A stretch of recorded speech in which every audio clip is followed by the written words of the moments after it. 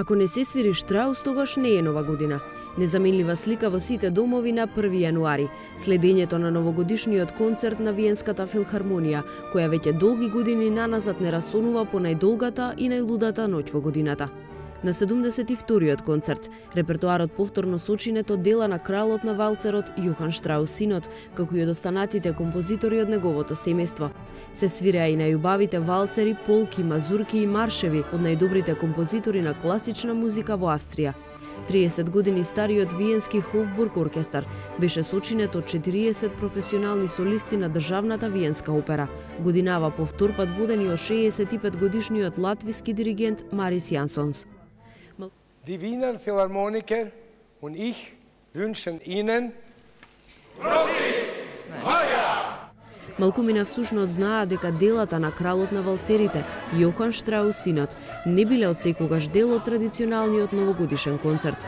За се е виновен допадливиот забавен и танцувачки карактер, поради кој меѓутоа неговите дела во почетокот биле игнорирани. Виенската филхармонија денеска вистински синоним за симфониски оркестар. Првпат извела композиција од Штраус синот во 1902 година.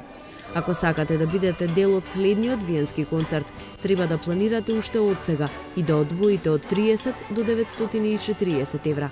Ако пак до година во последен момент посакате да претрчате до Виена, само за билет ќе платите 10 пати повеќе, или 7380 евра за галерија и 9392 евра за партер. Астрономската цена се должи на тоа што ретко кој љубител на класичната музика е подготвен да ја препродаде својата влезница. За 700 билети колку што има место за концертот, секоја година се пријавуваат околу 60.000 љубители на музиката.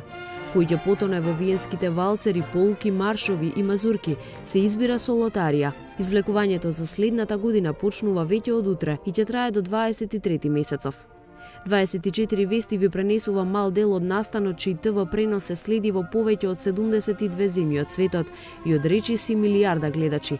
Присутните на величенствената Штраусијада, традиционално, на убавиот син Дунав и Радецкиот марш ги дочекаа со громогласен аплауз.